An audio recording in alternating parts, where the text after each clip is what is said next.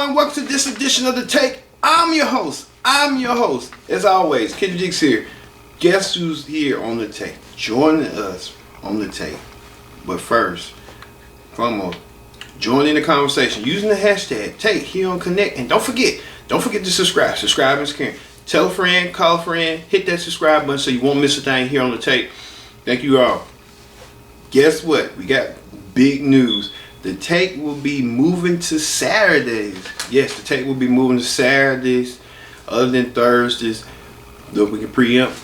So we'll give you further details on when The Take will move to Saturdays. It's going to be an amazing Saturday. So we can give you a full list of stuff throughout that week. And it culminates on that Saturday. But we are The Take. We are the hub of pop culture. Thank you all for watching The Take. Alright, let's get to the big story. The big story this week is, alright, we have news to report, like sad news. Daunte Wright, a 20-year-old Minnesota young father, has been killed by a police person. Now, Daunte was trying to, stop and let the police officer do the procedures and stuff. Well, it didn't end well. And let's have the latest with this. Charged with second-degree manslaughter. Kim Potter, a 26-year veteran who was training another officer when this unfolded. Body camera video showing her shouting "taser," then firing her gun instead. ABC's Stephanie Ramos in Minnesota again tonight. Tonight, the now former officer who killed Daunte Wright charged with second-degree manslaughter days after this traffic stop. According to the Washington County Attorney's Office, Kim Potter fired one round into Wright's left side with her Glock 9mm handgun after yelling, "Taser, taser, taser." You can see a yellow taser on her belt in this photo. The office adding in a statement, certain occupations carry an immense responsibility, and none more so than a sworn police officer. Today, the Wright family's lawyer questioning how Potter, a Brooklyn Center police veteran, appeared to have mixed up the two. At what point did you not feel that this was a gun in your hand versus a taser? And so the family, obviously, they are glad she got charged. Authorities say Potter, on the force for 26 years, was actually training another officer Sunday when Wright was pulled over for an expired tag. As they tried to arrest the unarmed 20-year-old for an outstanding warrant, a struggle broke out. Moments later, Potter firing that fatal shot. She resigned along with the police chief. For a third night in a row, protesters taking to the streets, outraged over the killing of the young father, the mother of his child, remembering him. He was a good father. He loved his son, and he wanted to see him grow up. He just was a very active father. Potter was brought to this Hennepin County jail. If convicted, she could face up to 10 years in prison. But if the case goes to a jury, she could also be acquitted. It's unfortunate that he had to pass away like that because he got pulled over because of his tag, and then on top of that was air freshener hangers, and the police was a woman who didn't know the difference between a taser and a gun. That's senseless because he's not living to see his own kid, and it's senseless for that police officer because now she got to pay the consequences for her own actions. And she should have knew the difference between a taser and a gun. Just, come on. It's different. But now we found reports that the police woman had resigned, and as well as the chief of police. So, good riddance to them, but it's going to be a whole messy situation. And they said this happened a couple of minutes away from where George Floyd had recently passed away over a year ago. So Minnesota, especially Minneapolis, got to get this together because I'm telling you, it doesn't look too look too good for them. Alright, in celebrity news this week, hip-hop artist Kid Cudi, yes, what's the musical guest this week on Saturday Night Live, but he got people talking when he stunned the audience wearing a dress. Take a look.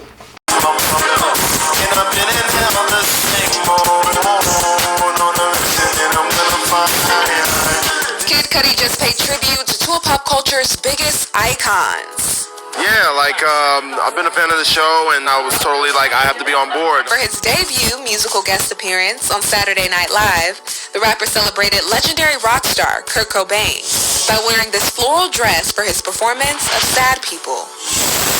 Dead of the night, I have these dreams. What'll happen to me? Will I burn out? Have I been wrong? What does it mean? All these things, can't understand why. What's the Cobain connection? Well, the Nirvana frontman was known for performing in dresses, including this very similar look, which fans posted to Twitter after Cudi's performance. On Sunday, Cudi revealed the dress was designed by Virgil Abloh, CEO of the fashion label Off-White. He wrote, quote, "I told him I wanted to show love to Kurt with a floral print sundress, and this man made a masterpiece." Cudi's SNL appearance came 1 week after the 27th anniversary of Cobain's death. As it close, I search for truth, trying to be brand new, yeah, I will try. Cudi added that he's working on a collection with Off-White and that the dress will be included.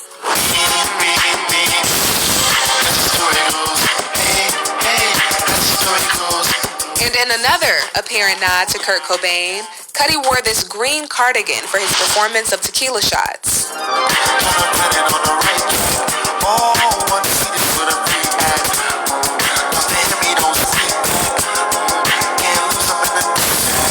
Fans on social media pointed out that it looked very similar to this sweater, worn by Cobain in his famous performance on MTV's Unplugged. My girl, don't lie to me. Tell me where did you sleep last night? But the performance had a much more prominent celebration for an SNL legend. Cudi's t-shirt featured a portrait of none other than Chris Farley. Well, because it is the great show that it is, of course there's expectations. Before the show started, Cudi actually tweeted this behind-the-scenes photo from the SNL studio. I banged my head. Jason Sudeikis explained the backstory of this sign to Playboy in 2011. He said, quote, "There's a sign that says, 'Watch your head' over stage left of the studio. And somebody wrote Farley on the bottom of it because I guess Chris Farley used to always hit his head when he ran off stage for a quick change." Yeah, Kid Cudi wearing a dress. He said he paying homage to Kurt Cobain and Chris Farley. I know he's wearing a floral dress and led people to speculate, is Kid Cudi gay? You know, Kid Cudi says that he's with a girl. He's with a girl. That don't mean nothing now these days. You can be, your girl can be a beard and you can be just doing what you want to do. Just weirder in between that, but that just let us know, is he following in suit, following in line how Lil Nas X is doing with the Call Me By Your Name? Everyone wants to just emasculate the black men and make them feel type of some way feminine. Tell you right now. Ugh. In more news, we just found out that Colton Underwood, who was in The Bachelor, now he addresses that he's gay, and he sat down with Robert Roberts of GMA to discuss his sexual identity with this. For a long time, I've hated myself for a long time, and I'm gay, and I came to terms with that earlier this year and have been processing it. And the next step in all of this was sort of letting people know. Still nervous, but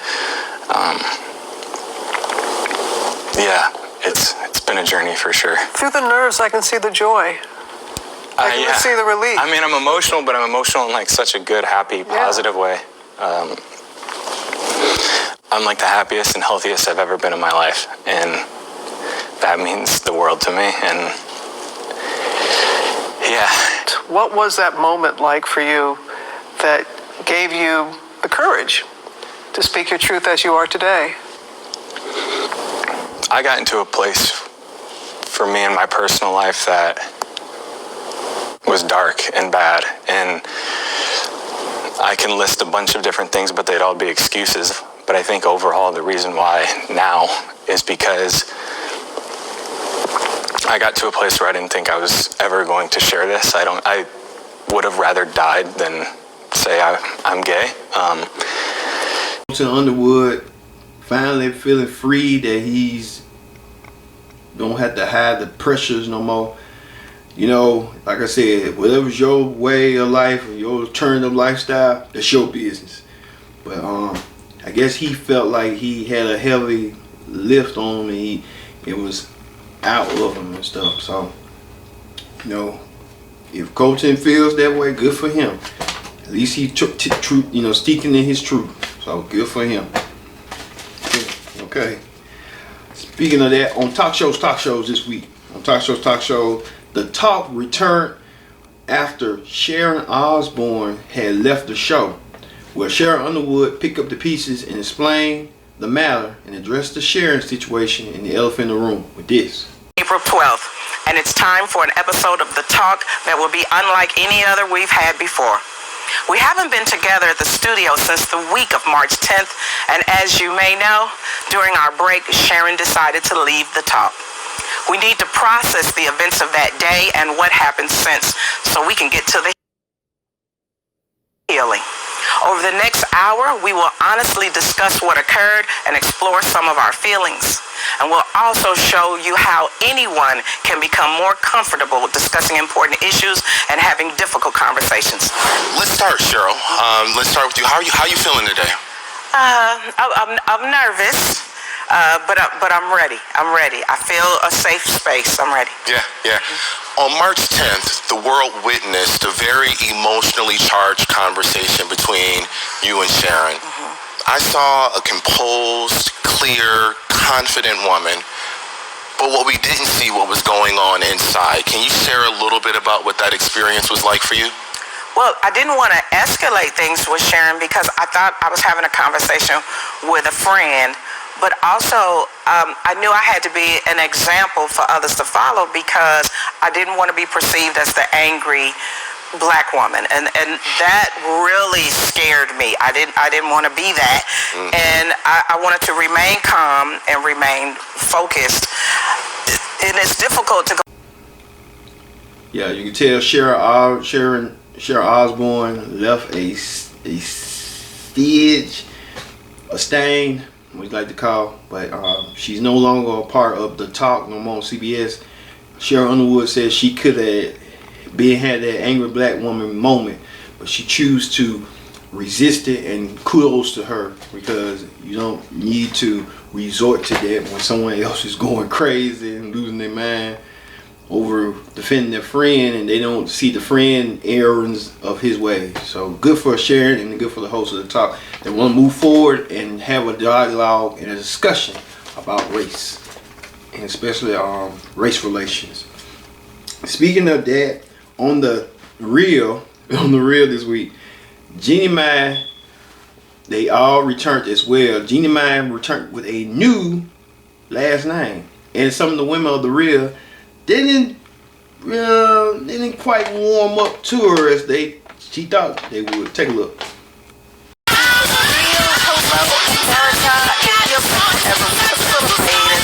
During March, and this is our first show back together. Ladies, it is so good to see all of you. I missed you guys. We have so much to catch up on, so let's start off with some girl chat, shall we? We want to first start by, giving a little bit of a congratulations to you, Jeannie, on saying I do to the love of your life. You married Jeezy in a small, intimate ceremony on March 27th in Atlanta at your home.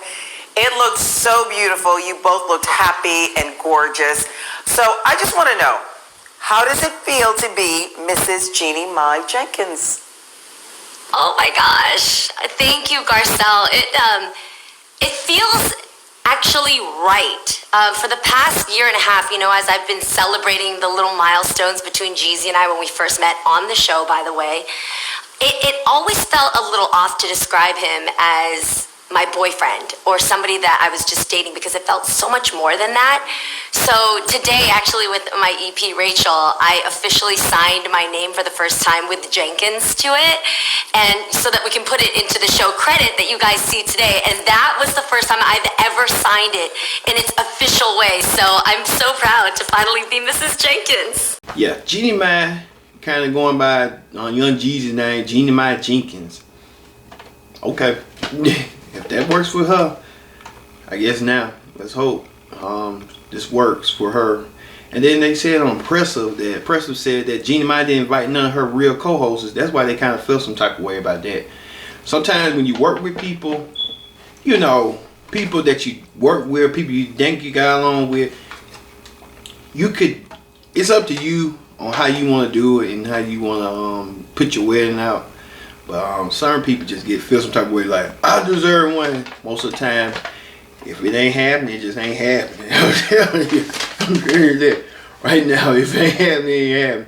If I'm on fuck with you, you know what I'm saying? It's just, don't take it in offense. But you know, some people just do that. They think they obligated. Sometimes you may be obligated, you may not. But you know, it is what it is. You're just about doing the right thing. Alright, that ends the first half of the take. When we return, we'll be back with more take. Don't go anywhere. Don't go anywhere. The take will return after this.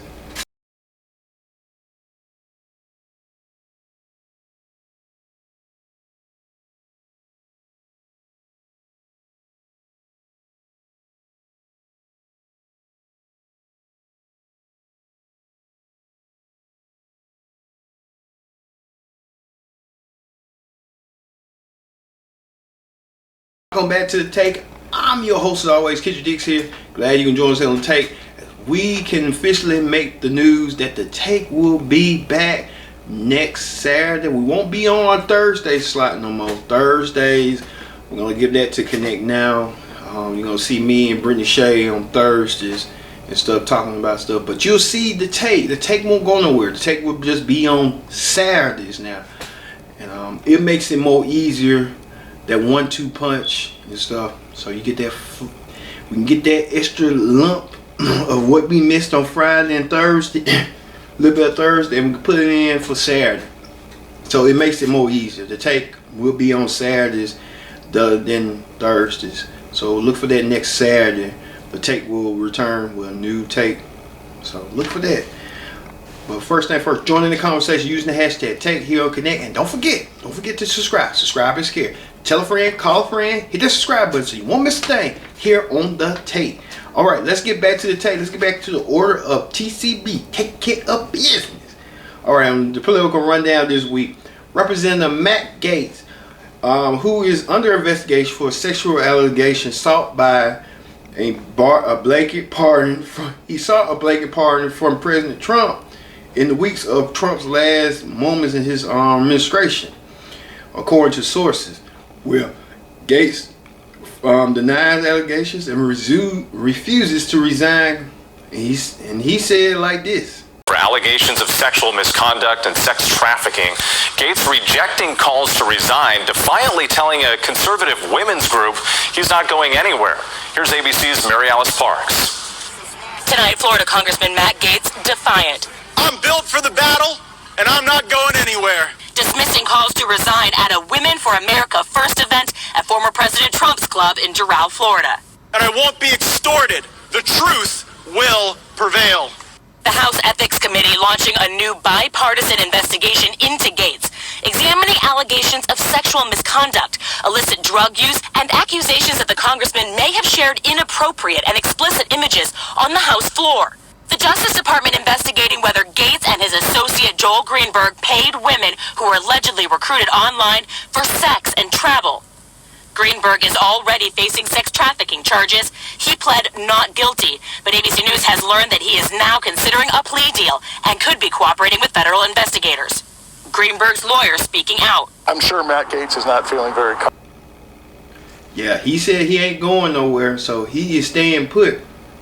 That's what they say, that you ain't going nowhere. You kind of feel guilty, and you want to say something, but you can't. And then he was with his fiance. I think he's just trying to put up a front, a show that he knows he might be up to something. He knows he's guilty, and he's gonna fight throughout tooth and nail until they finally crack that bottle. So look out for that. Also, on the reality show Clip Down this week, on the Real Housewives of Atlanta, the ladies asked Latoya about hooking up with the prophet. Take a look. Pop-up shop. So Drew basically was planning to do a christening for her kids. Right. But the pastor or the prophet was supposed to be christening her kids started having some type of relationship with Latoya, which was a scandal of some sort. So she had to cancel the christening because of Latoya. That sounds like a bunch of bitch. Latoya, Delilah. She needs to come off of her high horse because I have seen her do many things that make her not look like a great Christian. With Bolo on a coffee table. So don't try to come banged out. So stop.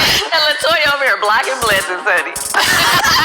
Even if Latoya did give the prophet some coochie, Drew is overreacting. So I was in his program. Remember when I was in New Orleans and I wasn't drinking? Well, she says that the prophet was supposed to be engaged to somebody else. Is supposed to be in love with you. And he's not engaged. He's not in love with me. And who cares? He's not married and I'm getting a freaking divorce. Have you guys filed? Yes. She needs to worry about what's going on in her house, build a relationship with the damn treadmill, and leave him the alone. Period. Not a treadmill.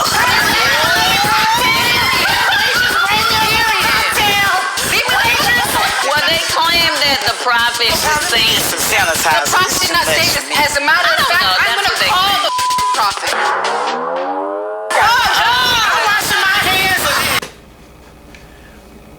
Yeah, Latoya hooking up with the prophet. I mean, it's weird. Why would you get a divorce and now you finna hook up with a prophet?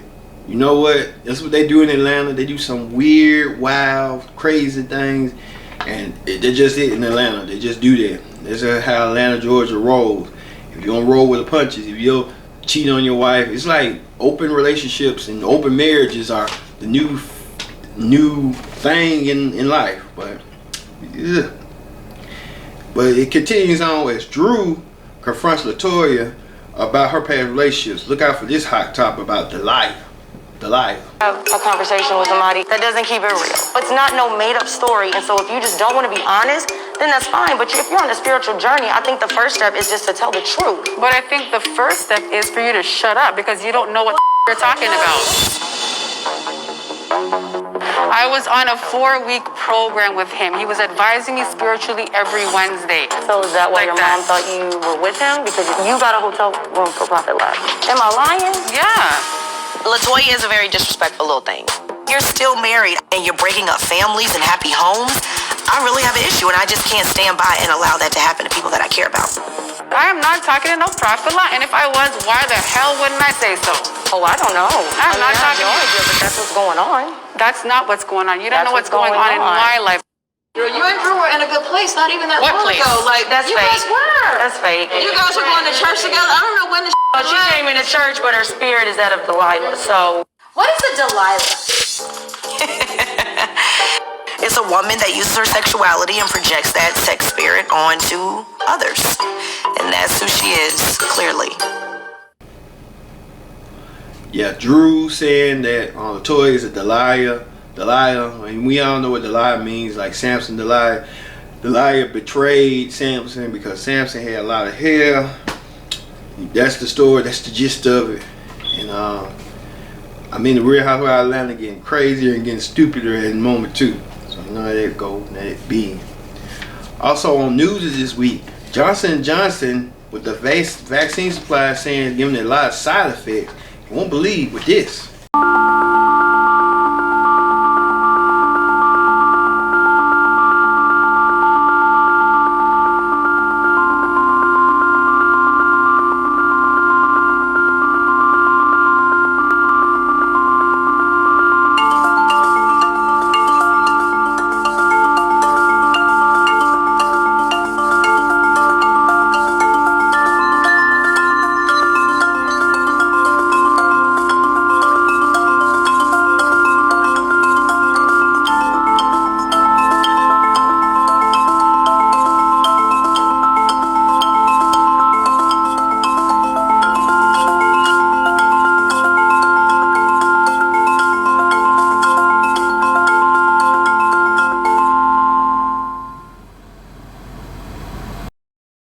effects indeed. I think people are taking Pfizer and Moderna.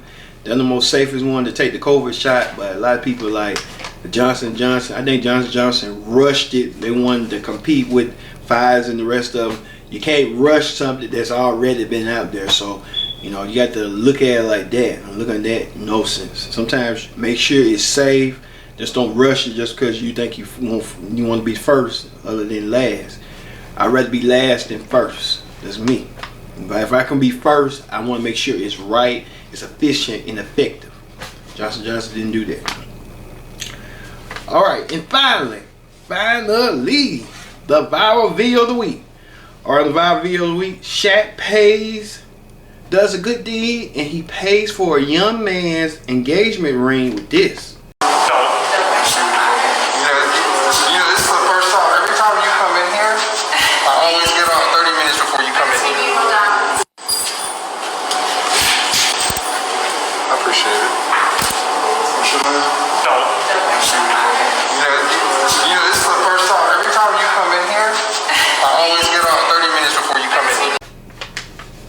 Yes, the NBA legend Shaquille O'Neal saw this young man and brought an engagement ring for the young man to buy to his fiance, and decided to pay for it. Shaq is a cool dude. Shaq is the epitome of good deed.